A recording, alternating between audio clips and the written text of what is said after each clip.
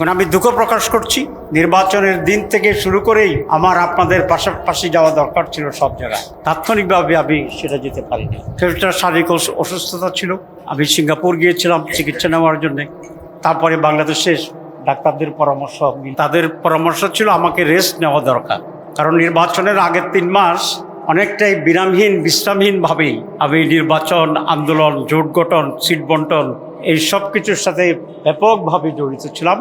কখনো কখনো আমার বাসায় রাত 3টায়ও বিভিন্ন দলের নেতারা ছিল, উপস্থিত ছিল। এনসিপি, চরমনাই, এরপরে ইসলামী স্বাধীনতা আন্দোলন এবং 11 দল মিলে আমরা জোট করেছি, কিন্তু আমরা কন্ট্যাক্টে ছিলাম প্রায় 40টার মতো সংগঠনের। অনেকেই জোটে আসতে চেয়েছিল নানা কারণে আলোচনা। তো সে কারণেই ডাক্তাররা আমাকে বলেছেন যে আমার একটা রেস্ট, তার সাথে সাথে আমার পায়ে একটা ছোট অপারেশনও করতে। তো যেহেতু পায়ে অপারেশন, এখানে পা উপরে দাঁড়ানো বা বেশি করে সেখানে চাপ পড়াটা চিকিৎসা বিলম্বের কারণ হতে পারত। সেজন্য ওনারা বলেছেন না, আপনি ইউ শুড নট মুভ, আপনাকে বেড রেস্ট নেওয়া দরকার। তা আমি বেশ কিছুদিন বেড রেস্ট দিয়েছি, আলহামদুলিল্লাহ। এখন আমার পায়ের যে সমস্যা ছিল সেটাও কেটে গেছে আল্লাহর মেহেরবানি। আমি জানি যে অনেক মায়েরা, বোনেরা, বাবারা, ভাইরা আমার অসুস্থতার জন্য রোজা রেখেছেন, দোয়া করেছেন। এবং এটা শুধু 14 গ্রাম নয়, সারা বাংলাদেশ। এটা শুধু বাংলাদেশ নয়, যেখানে যেখানে মানুষ বিদেশে আছে, বাংলাদেশের মানুষ সব জায়গা থেকেই মানুষ দোয়া করেছে। কাবা শরীফে বারবার ওমরা করেছে আমাদের ভাইরা। তারপরে সেখানে উট স্যাক্রিফাইস করেছে তারা এ করার জন্য। তো আলহামদুলিল্লাহ আমি কিছুদিন বেড রেস্ট দিয়েছি, কিন্তু সারা পৃথিবীর বাংলাদেশি এবং অন্য যারা ইসলামী আন্দোলনের নেতা ছিলেন, নেতৃবৃন্দ ছিলেন, বিভিন্ন অ্যাম্বাসেডার, তারা আমাকে দেখতে আসছে, চিঠি দিয়েছে, সিম্পিতি দেখিয়েছে। তো আলহামদুলিল্লাহ সকলের দোয়ায়, আল্লাহর অশেষ কৃপায় আমি ভালো আছি। মানুষ তো অসুস্থ হইতে পারে না, হইতে পারে না। যাদের অসুখ হয় তারা সকলে কি সব অসুখে মরে যায়? মরে যায় না। 14 গ্রামে দেখেন আমরা বারবার নির্বাচন করছি। কাজী জাফর সাহেবের সাথে নির্বাচন হয়েছে, আওয়ামী লীগের সাথে আমরা নির্বাচন করছি। কেউ হারছে, কেউ জিতছে, জোর জবরদস্তি হয়েছে, দখল হয়েছে, সবই হয়েছে। কিন্তু যখন কোনো একজনকে ডিক্লেয়ার করা হয়েছে যে কোনোভাবেই, আমরা কি তার বিরুদ্ধে গালিগালাজ করছি? আপনারা শুনেছেন কখনো? এবং সে মরে যাক ঠাডা ফুইয়া, একে কি আমরা বলছি? আর আমরা বললেও কি ঠাডা ফুটতো কিনা? ফুটতো না। তো এখন এই একটা আজব জিনিস দেখলাম এবার 14 গ্রাম। যদিও আমরা 14 গ্রাম নিয়ে খুব গর্ব করি, এখন উচ্চশিক্ষিত লোক বেশি, ভালো মানুষ বেশি।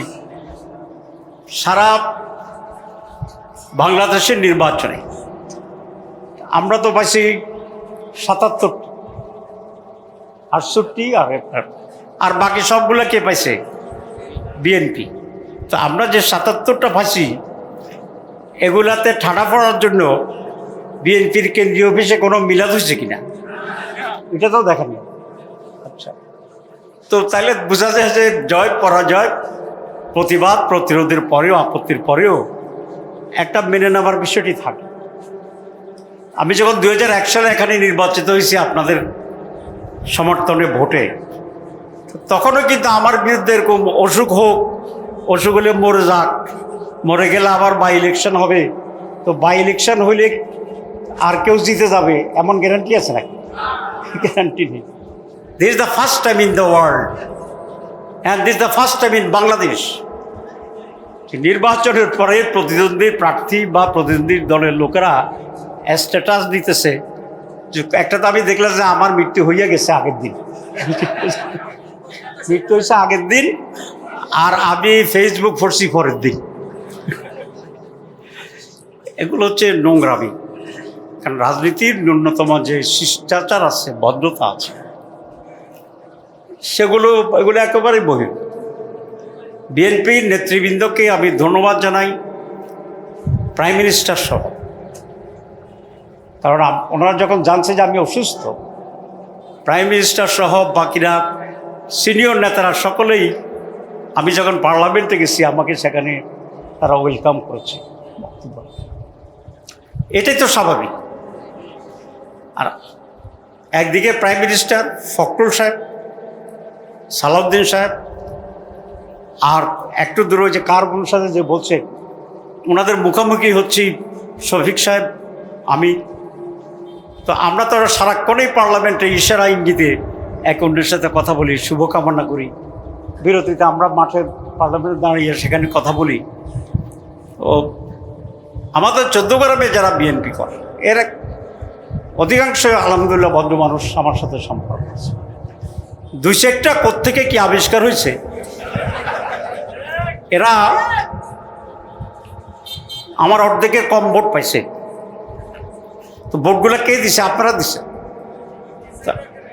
এখন আমাকে কেউ যদি কন্ডেম করে এমপি হওয়ার দোষে, এমপি হয়েছে এটা একটা দোষ না? আমি কিন্তু এখন এমপি না, আমি কিন্তু প্রতিমন্ত্রী। অফিসিয়ালি আমি প্রতিমন্ত্রী। প্রতিমন্ত্রী হইলেও পার্লামেন্টের leader of the opposition and deputy leader of the opposition মন্ত্রীদের চেয়ে অনেক বেশি গুরুত্বপূর্ণ। আপনারা পার্লামেন্ট 7 তারিখে খুলবে ইনশাল্লাহ, আল্লাহ যদি বাঁচায় যেতে পারি, তখন পার্লামেন্টে দেখবেন যে প্রত্যেক দিন আমি কমপক্ষে 2বার কথা বলবো, আর মন্ত্রীরা মাসে 1বার কথা বলি। ঠিক আছে? অপোজিশন লিডার তো একটা ন্যাশনাল লেভেলে। আমরা ভোট পাইছি মাত্র 10% কম, অ্যারাউন্ড 42% ভোট আমাদের জোটের ভিতরে, কিন্তু সিট প্রপোর্শনেটলি বেশি পার্থক্য হয়েছে। জনমতটা প্রতিফলন হয় ভোটের মাধ্যমে না সিটের মাধ্যমে? ভোটের মাধ্যমে। তাহলে ভোটের মাধ্যমে জামাত আজকে খুব কাছাকাছি সরকারি দলের সাথে। 2 হচ্ছে জামাতে ইসলামী যে পরিমাণ ভোট পেয়েছে এবার, সেই পরিমাণ ভোট পাইয়া এর আগে বিএনপি একবার ক্ষমতায় ছিল, আওয়ামী লীগ একবার ক্ষমতায় ছিল। এটা বুঝতে পারতেন কি বলতেছি? সুতরাং জামাত ইসলামী যে পার্সেন্টেজ অফ ভোটস পাইছে, এটা দিয়ে আগে সরকার গঠন করা সম্ভব হয়েছে। এইবার নানা মেকানিজমের কারণে ভোট একটু তারা বেশি পাই গেছে, এই জন্য সিট বৃদ্ধি পাই গেছে। আর পার্লামেন্টে বিরোধী দলকে বলা হয় সরকারি ভাষা, ডিকশনারির ভাষা, যে পার্টি ইন ওয়েটিং, মানে ক্ষমতা যাওয়ার জন্য অপেক্ষমান যে দল, সেটা হচ্ছে প্রধান বিরোধী দল। এটা হচ্ছে পার্লামেন্টারি কথা, এটা পার্লামেন্টারি ডিকশনারির ভাষা। তাহলে আমরা কি আইনগতভাবে, ডিকশনারিগতভাবে, স্ট্যাটাস অফ দি প্রিসিডিং ভাবে, সেটা হচ্ছে Jamaat Islami is a party waiting for power. Next ক্ষমতায় যাওয়ার অপেক্ষমান দলের নাম হচ্ছে জামাত ইসলামী পার্লামেন্ট। আর বিরোধী দলের উপনেতা হিসেবে আমার অফিসিয়াল স্ট্যাটাস হচ্ছে প্রতিমন্ত্রী। আজকের গাড়িতে পতাকা আছে, দেখবেন ইনশাআল্লাহ। আমি পতাকা নিয়েই ঢাকা থেকে আসছি, এই পতাকাই আমার গাড়িতে থাকবে। তো পতাকা কারা পায়? মন্ত্রীরাই তো পায়। আমার বাসা থেকে এই পর্যন্ত আমি পুলিশ প্রটোকলে আসছি। নির্বাচিত হওয়ার পর অবশ্য আজকেই মাত্র বেরোলাম ঢাকাতে। সেটা এই জন্যই বলছি, আমি গর্ব করার জন্য বলছি, কারণ সঠিক ভোট হলে আমি প্রতিমন্ত্রী কেন, আমি তো সিনিয়র মন্ত্রী হওয়ার কথা, সেটাও হব ইনশাআল্লাহ, আল্লাহ যদি বাঁচায় ইনশাআল্লাহ। তারপরে বিরোধী দলে থাকেও যে প্রতিমন্ত্রী পতাকা পাইতে পারে, এটা আরো স্ট্রং না? সাধারণত সরকারি দলেরা পতাকা পায়। তা আমরা এত স্ট্রং ভূমিকা আছি বাংলাদেশের রাজনীতিতে, যে বিরোধী দলে থাকার পরেও আমার গাড়িতে পতাকা আছে। ঠিক আছে? ইনশাআল্লাহ we are proceeding in that line. এখানে আপনারা দেখেছেন কিনা, যারা দেখেন, আমি তো প্রথম দিন গেছি পার্লামেন্ট, একদম গিয়েই 3বার কথা বলছি প্রথম দিন, আর একেবারে সর্বশেষ দিন গেলাম। তো তখনও পা পুরা ভালো হয় নাই, দেখলাম যে একটা ফিনিশিংয়ে সময় যাওয়া দরকার, পায়ে কষ্ট হইল। এবং সেদিনও আমি 3 বার কথা বলছি, ঠিক আছে। আর প্রধানমন্ত্রীর কাছে আমাদের গুরুত্ব চৌদ্দগ্রামে বিএনপির কিছু লোক যেটা করে তার চেয়ে অনেক বেশি। তো প্রধানমন্ত্রী বললেন যে ভক্তিনাথ হামাদিয়া বলছে যে বিরোধী উপনেতা কিছু বলতে চান কিনা বক্তৃতার মাঝখানে। তা আমার যদি গুরুত্ব এরকম না হইতো, তাদের যারা এখানে ডাইরেক্ট বিএনপি করেন তারা এরকম মাঝখানে কথা বলে প্রধানমন্ত্রী থামবে কি বলেন? ওনার সাথে দেখা হইতে 15 দিন লাগবে যদি দেখা করে আদৌ।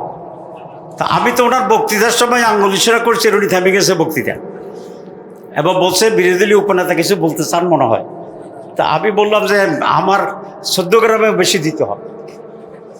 তো তারপরে তো উনি বললো যে ঠিক আছে, বিরোধী নেতা এবং উপনেতার এলাকায় বেশি যাবে, কারণ ওনারা তো লিডার, এই শব্দটা বলছে। আপনারা খেয়াল করছেন? ইনশাআল্লাহ। আমি চৌদ্দগ্রামের অগ্রাধিকার ভিত্তিতে ডেভেলপমেন্টের কী কী প্রয়োজন এই সব কিছুর তালিকা করার জন্য সরকারি প্রশাসনকে বলেছি, আমার দলের নেতাদেরকে বলেছি। আপনার গ্রামে কি দরকার, আপনার ইউনিয়নে কি দরকার, কোন মাদ্রাসায় বিল্ডিং দরকার, কোন স্কুলে আরও সহযোগী দরকার, এই তালিকা আপনারা করেন এবং আমাদের এখানে সংগঠনের কাছে জমা দিন। আমি ভাবছি সব তালিকা নিয়ে আমি প্রধানমন্ত্রীর সাথে বলবো ইনশাআল্লাহ। ঠিক আছে? চৌদ্দগ্রাম যদি বিএনপি 5 বছর টিকে যায়, টিকার সম্ভাবনা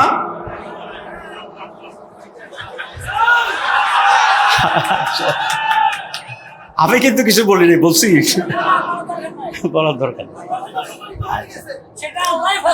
যদি 5 বছর টিকে যায়, দেশ ভালো চলুক, অন্যরা টিকুক, আমরা এটা চাই। আমরা দেশের জন্য বিশৃঙ্খলা চাই না, অনুন্নতির দিকে চাই না। এই জন্য দেখেন তারা যেভাবে গরম গরম কথা বলে আমাদের বিরুদ্ধে, আমরা কিন্তু তার চেয়ে আরেকটু নরম বলি, ঠিক না? এটা একটা উদ্ভুত কালচারটা হওয়া উচিত ছিল বিরোধী দল ঝাঁপাইয়ে পড়বে, সরকারি দল আত্মরক্ষা করবে। আমি মাঝে মাঝে মনে করি যে 15-16 বছর তো পার্লামেন্ট ছিল না, থাকলে হয়তো ওনারা বিরোধী দলও থাকতেন। তখন যে ক্ষোভ প্রকাশ করার ব্যবস্থা ছিল না হওয়ার কারণে এখন সরকারি দলে থাকি ওই ক্ষোভটা বেরোতেছে। আমরা এটা অ্যালাউ করতেছি তাদেরকে যে ঠিক আছে আপনারা একটু গরম হন, আমরা কনস্ট্রাকটিভলি নরম নরম কথা বলি। যদি দেখা যায় যে ভদ্রচরিতভাবে কনস্ট্রাকটিভলি মৌলিক বিষয়ে আমরা দৃষ্টি আকর্ষণ করেও এটা সুরাহা হচ্ছে না, তাহলে আমরা ওইখানেও আর একটু গরম হব। অবশ্য মেফেজেবও হইতে হবে, বাংলাদেশে প্রায় 38 সেন্টিমিটার তাপমাত্রা হওয়ার সম্ভাবনা আছে, যাতে করে বেশি গরম না হয়ে যায়, এটা আমরা ব্যালেন্স করে যাচ্ছি। এখানে 91 থেকে আওয়ামী লীগের সাথে তো আমাদের যুদ্ধ হচ্ছে, আমাদের অনেক লোক শহীদ হয়েছে, পা ভাঙছে, তারা তো কিছুই করে না। এখন আমরা অনেক ভাইকে হারিয়ে, জীবন হারিয়ে, এখানে আওয়ামী লীগ কিছুটা হলেও কোণঠাসা হয়েছে, আমরা জিতেছি। মানে মাঝখানে আইসা কাঁঠালটা অন্যরা খাই ফেলতে চায়। আমাদের লোকদের নাকি হাত পা ভাঙিয়ে দিকে বলে, আমার ব্যাপারে তারা দোয়া করছে যাতে আমার মৃত্যু হয়, হাত পা ভাঙার কথা বলে নাই। তাদের দোয়া কবুল হয়ে গেলে তাহলে তো হাত পা ভাঙা অবস্থায় আমারে কবর দিবি কেন? এটা ঠিক হবে না। আমি পাগল বলতে চাইতেছি না। যাক, এগুলো সমাজকে নষ্ট করা, উত্তেজনা তৈরি করা। এই যে মাসকরাতে কোথাকার কিশোর গ্যাং এসে অনেক নিরীহ মানুষের ঘর ভাড়া ভেঙেছে। আমি এই কিশোর গ্যাংকে বলতে চাই, আর যারা মাদক ব্যবসা করছেন, চৌদ্দগ্রামে এই দুটার কোনো স্থান হবে না। আমি আপনাদেরকে 6 মাস সময় দিচ্ছি। আপনারা বলবেন যে এত মাস দিলেন কেন? আচ্ছা, দিলাম এই জন্যে। কেন দিছি এটা একটা কারণটা বলি। দিছি এই জন্যে যে তারা তো চৌদ্দগ্রামের মানুষ, তারাও আমাদের আপনজন, আত্মীয় স্বজন। একেবারে কালকে থেকেই বন্ধ করে দিলে ওদের তো আর কোনো পেশা নেই, ওরা চলবে কেমনে? তাহলে আবার আমাদের উপরে বোঝা হবে। এই জন্য 6 মাস সময় দিলাম। অন্য কোনো ব্যবসা ট্যাবসা খুঁজেন, না হলে আমাদের কাছে আসেন, আমরা সহযোগিতা করবো আপনাদেরকে অন্য ব্যবসা ধরার জন্য। 6 মাসের পরেও যদি আপনারা এই রাস্তায় থাকেন, তাহলে বুঝে গেল আপনারা বুঝে শুনে এই অপকর্মটি করছেন। আমি কালকে কথা বলেছি উপরে এবং বলেছি 14 গ্রামে মৌলিকভাবে এই দুটি সমস্যা। আমাকে আশ্বস্ত করা হয়েছে যে এই ব্যাপারে তারা সহযোগিতা। কিশোর গ্যাংয়ের সংখ্যা বেশি না ভালো মানুষের সংখ্যা বেশি? মাদক ব্যবসায়ীদের সংখ্যা বেশি না ভালো মানুষের সংখ্যা বেশি? আপনারা, আমরা যদি আপনাদের সাহায্য চাই, সহযোগিতা চাই কিশোর গ্যাংকে ধরার জন্য আর মাদক ব্যবসায়ীকে ধরার জন্য, সিভিলে পুলিশ গেলে ভালো, না গেলে সিভিল পুলিশ যাবে। আমরা নিজেরা মার্চ করব, আমি নিজে মাঠে যাব ইনশাআল্লাহ।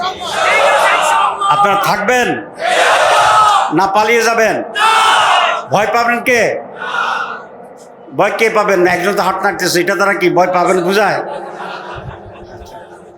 কিশোর গ্যাং এবং মাদকদেরকে ধরার জন্য আমার নেতৃত্বে আপনারা লাঠিসোঁটা নিয়ে ঘর থেকে বের হবেন কিনা? ইনশাআল্লাহ। আমি যখন 2000 আগে এমপি ছিলাম তখন বর্ডারের অনেক রাস্তা আধা কিলোমিটার আমি জমি বানিয়েছিলাম, কারণ গাড়ি দিয়ে নিয়ে আসে। তো গাড়ি দিয়ে আনলে বেশি হয়, আধা কিলো যদি রাস্তা কাটা হয় তাইলে অন্তত কাঁধে করে আনতে হবে, গাড়ি আনতে পারবে না। আর কাঁধে বোঝা লইয়া এগুলোর ফিটাইতে সুবিধা, দৌড়াইতে তো পারবে না। উজিরপুর এরকম একটা রাত্রা অভিযান করেছিলাম, সেখানে মাদক দ্রব্য সব রাখে ওরা পালাইছে। এরকম যদি হয় তাও খারাপ না, কারণ তাদের তখন পুঁজি শেষ হয়ে যায়। ঠিক আছে? তাহলে দুটি কথা, এক হচ্ছে সন্ত্রাস। তাহলে কেউ বলবে যে আপনি যে লাঠিসোঁটা লইছে দাঁড়িয়ে বলছেন, এটা কি জিনিস? না, এটা সন্ত্রাস দমনের ব্যবস্থা। রাসূলুল্লাহ ইসলামের হাদিস আছে, মান রাআ মিনকুম মুনকারান ফালিয়ুগাইয়িরহু রয়েছে, জানেন আপনারা, যে তোমার যদি শক্তি থাকে অন্যায়ের বিরুদ্ধে শক্তি দিয়ে প্রতিহত করো। যদি ওই পরিমাণ শক্তি না থাকে যে লাঠিসোঁটা দিয়ে প্রতিরোধ করার জন্য, তাহলে তুমি তার বিরুদ্ধে মিছিল, স্লোগান, পোস্টারিং করো, মুখে প্রতিবাদ করো। আর বলছে যদি সেই শক্তিও তোমার না থাকে তাহলে মনে মনে ঘৃণা করো। এটা হচ্ছে দুর্বল ইমানের ব্যবস্থা। তাহলে লাঠিসোঁটা নিয়ে প্রতিহত করার কথা আল্লাহ রসুল বলছেন কিনা? বলছেন। আমরা সেটা করবো। আমার সাথে থাকবে প্রথমে চেয়ারম্যান সাহেব, কারণ তারা জনপ্রতিনিধি। ঠিক আছে? তারপরে সমাজ নেতৃত্ব, ওলামায়ে কেরাম, মাদ্রাসার ইমাম। আমি ইমাম সাহেবদের নিয়ে একটা সমাবেশ করার চিন্তা করছি মাদ্রাসা করার জন্য। আমরা প্রথম হচ্ছে 14 গ্রামকে শান্তিপূর্ণ করে ফেলা, মানুষ যেন দরজা খুলে ঘুমাইতে পারে। কে বলেন এটা সবচেয়ে ভালো ডেভেলপমেন্ট না? আর এই সরকারের সময় প্রায় 100 কোটি টাকার বিভিন্ন পদে অলরেডি অ্যাপ্রুভ করা হয়েছে ডেভেলপমেন্টের কাজ। তাহলে 14 গ্রামে আসি না, এটা ত্রুটি, কিন্তু ডেভেলপমেন্টে তো অন্য যে কোনো সময় চেয়ে বেশি অ্যাপ্রুভাল দিছি। ডেভেলপমেন্টের জন্য ইন্টারিম গভর্নমেন্ট থেকে আমি পাশ করিয়ে নিয়েছিলাম। কোনো কোনো জায়গায় এগুলা মাপ হইতেছে আর ধীরে ধীরে বাকিগুলো মাপ আছে। আমাদের টয়লেট কয়টা? 700 টয়লেটের অনুমোদন আনা হয়েছে, কাজ হচ্ছে, সিলেকশন হচ্ছে। টিআর, কাবিকা, 2 ঈদে 20 লক্ষ ক্যাশ টাকা, এরকম রুটিন কাজটা চলছে আলহামদুলিল্লাহ। আমি অলরেডি এলজিডি সচিবের সাথেও কথা বলার চেষ্টা করছি। উনি আগের সড়ক এলজিডির প্রধান, ওনাকে ফখরুল সাহেব আবার সচিব হিসেবে নিয়েছে, আমাদের আগেকার পরিচিত। এখানে বোর্ড অফিস যে কয়টি নাই, এটা আমি আমাদের আমির সাহেবকে বলছি, বোর্ড অফিস বিল্ডিং হয়নি কয়টা, এটা পুরোটা আমাকে তালিকা। আমাদের এখানে আগে এমপিদের বসার জায়গা ছিল না, এখন পার্লামেন্টে এইবার উপজেলা হেডকোয়ার্টারে এমপিদের অফিস দেওয়া হবে বলে দেওয়া হয়েছে। তাহলে এখানে আমরা অফিসও করবো আমি ইনশাল্লাহ, যাতে মানুষের জন্য ঢাকা না গিয়েও এখানে একটা ঠিকানা থাকে। এই অফিসের একটা ভালো অফিসার নিয়োগ দেবো, খুঁজতেছি, আপনারা সেখানেও যেতে পারবেন। আর পার্লামেন্ট যখন চলবে, এর বাইরে ইনশাল্লাহ আল্লাহ যদি ভালো রাখে আপনাদের দোয়ায় আমি রেগুলার 14 গ্রাম আসতে। 5 বছর টিকলে তো মাত্র 3 মাস গেছে, এর ভিতরে আমি 14 গ্রাম বেশি নাই, কিন্তু ডেভেলপমেন্টের কাজ প্রথম 3 মাসে যা হওয়ার কথা তার চেয়ে বেশি হয়ে গেছে। আপনারা টের পেয়ে যাবেন ইনশাআল্লাহ। সুতরাং আজকে আমি পরিশেষে আপনাদের প্রতি আবার কৃতজ্ঞতা জানাই। এবার যে আমাকে ভোট দেওয়া হয়েছে 70,000-এরও বেশি ভোটে আমি জিতেছি। যারা বলছিল, যারা এখনো বলে যে আমাদের ঠ্যাং ভেঙে দিবে, তাহলে 70,000-এরও বেশি লোক যে আমার ভোট দিচ্ছে এরা কি ভাঙবে? আপনারা যদি আমাদের পা ভেঙে দেন তাহলে এত লোক যে আমার ভোট দিছে এরা কি ভাঙবে? কে বলতে পারবেন কি ভাঙবেন? দেখি একজন ইয়াং দাঁড়ান, তুমি দাঁড়াও, তুমি দাঁড়াও, তুমি কি ভাঙবা? জি, আর একটা ভালো সুন্দর কথা কইতে কইছো একটা, আমি পরিষ্কার মেসেজ দিচ্ছি, আমরা কারো কোনো কিছুই ভাঙতে চাই না। আমি জামাত ইসলামের এমপি নই, আমি জামাত ইসলামীর নায়েবে কেন্দ্রীয়, আর এমপি আমি সকল মানুষের 14 গ্রাম। ঠিক আছে না? আমরা যে 1,40,000 ভোট পেয়েছি, এটা কি সব জামাত? এটা সব জামাত না। এইবার 14 গ্রামের ভোটের ধরনটা ভিন্ন ছিল। এখানে কোনো বিবেকবান মানুষ, আওয়ামী লীগ হোক, বিএনপি হোক, জাতীয় পার্টি হোক, নির্দলীয় হোক, আমার বাইরে একটা ভোটও যায় নাই। আমি যখনই কথা বলেছি বা ওনারা অনেক লোক আমাকে ফোন করছে অন্য দলের, বিএনপিরও, যে 14 গ্রামে আপনার সমকক্ষ আমরা কাকে মনে করি না, এরকম একটা আন্তরিকতা থাকে, ইভলিউশন থেকে মানুষ এবার আমাকে ভোট দিয়েছে। সুতরাং যারা বিএনপি করেন আমি তাদেরও এমপি, আপনারা আমার এলাকার গুরুত্বপূর্ণ মানুষ। যারা অন্যান্য দল করেন তারাও আমার কাছে অত্যন্ত গুরুত্বপূর্ণ। আমি চাই 14 গ্রামে একটা শান্তির পরা বসে যাক। বিএনপির ভাইদেরও যদি কোনো দাবি থাকে যে আমার বাড়ির সামনে রাস্তাটা দরকার, আমাদের এই টয়লেটটা দরকার, ইনশাল্লাহ আমি বিবেচনা করব গুরুত্ব অনুসারে। তবে সেটা এমপি সাহেবের মাধ্যমে হইতে হবে। এমপি সাহেবের বাইরে যদি কোনো কিছু চেষ্টা করেন, প্রথমবারও আকবর সাহেব অনেক চেষ্টা করছিল, কর্নেল আকবর, তো সেটা সফল হইতে পারে নাই। উনি বিএনপির তৎকালীন সভাপতির নামে 75 কিলোমিটার বিদ্যুৎ দিছিল, ডিওডি দিছে যে ওনারটা 75 কিলোমিটার শব্দ হবে। তো হঠাৎ করে একজন আমার জানালো যে ওই গ্রাম থেকে টাকা নেওয়া হচ্ছে, আমরা নিচ্ছি কিনা। বলছে না, আমরা তো কোনো টাকা নেই না বিদ্যুতে। পরে খবর নিয়ে দেখলাম যে আকবর সাহেব ডিউ লিখছে। আমি প্রাইম মিনিস্টার অফিসে গেলাম, ম্যাডাম তখন প্রাইম মিনিস্টার, গিয়ে বললাম যে এক জায়গার এমপির জন্য যে অ্যালোকেশন, সেটা কি আরেক জায়গার এমপির এখানে দিতে পারে কিনা। তো ওনারা তো এত ব্যাকগ্রাউন্ড বলি নেই, শুধু এটা জিজ্ঞেস করছে। তো ওনারা বলে যে না, এটা অসম্ভব। তা আমি বললাম যে আমার শ্বশুরবাড়িতে ফরিদপুর, বিদ্যুৎ নাই, আমি যে 40 কিলোমিটার পাইছি, এখান থেকে 3 কিলোমিটার শ্বশুরবাড়িতে দেই। কয় না, এটা আপনি ফাইটবেন না। কেন? এটা আইনে কাভার করে না। তা আমি বলে যে আকবর সাহেবই ফাইটবনি। কয় না, আকবর সাহেবেরও ফাইত না। কথাটা কোথায় হইতেছে? প্রাইম মিনিস্টারের যে ডিসিশন করছে। আমি তো ওদা টদা বুঝে ফেলছি। আসি, আমি এখানকার ডিস্ট্রিক্ট যে বিদ্যুতের জিএম, তাকে বললাম, কয় স্যার আকবর সাহেব তো সাপ ক্রিয়েট করতেছে। তা আমি বললাম যে তাহলে আপনি সাপে কাজ করেন, তো 14 গ্রামে গেলে আপনার বিদ্যুতের খুঁটির সাথে আপনাকে বাইদা রেখে আমরা সাপ সৃষ্টি করব। আমি সোজা সোজা কই দিলাম, এমন হে তো কাপের বয়েই পারে। একদিকে মন্ত্রী, তারা সরকারের প্রধান, আবার একদিকে লোকাল এমপি বসে খুঁটির সাথে বেঁধে দিব। তো আমি এরপরে গেলাম বিদ্যুতের যিনি হেড ঢাকায়, হি ওয়াজ এ ব্রিগেডিয়ার জিয়া, তো ওনার কাছে গেলাম, একই কায়দা কথাবার্তা বললাম। উনি বলেছেন অসম্ভব। তা বলছে এখন ফোন করেন। তো আমার সামনে ফোন করলো জিএমের, তা তুমি নাকি গন্ডগোল করতেছ। এ তো ভয় কিছু হয় না, বলছে এমপি সাহেব যা বলে তাই শুনতে হবে। তো পরে ওটা ক্যান্সেল করে আমাকে অ্যাসাইন করা হচ্ছে। তো এসব জিনিস তো আমরা জানি ভাইরা, আপনারাও তো জানেন না যে আমরা জানি। কি বলেন? কারণ আপনাদের তো তেমন অভিজ্ঞতা না। রাজনীতি একটা সফিস্টিকেটেড জিনিস, এটা হালকা করে হাত ঠ্যাং ভাঙলে রাজনীতি হয় না, ঠিক আছে? নির্বাচনের আগে এক জায়গায় আমাদের সাথে গণ্ডগোল হয়েছে, আমাদের 3টা লোক অ্যারেস্ট করে দিয়েছে জগন্নাথ। আমি এসপি সাহেবের বললাম যে আপনি আমাকে চিনেন কি? এসপি সাহেব বললাম যে আপনি আমাকে চিনেন?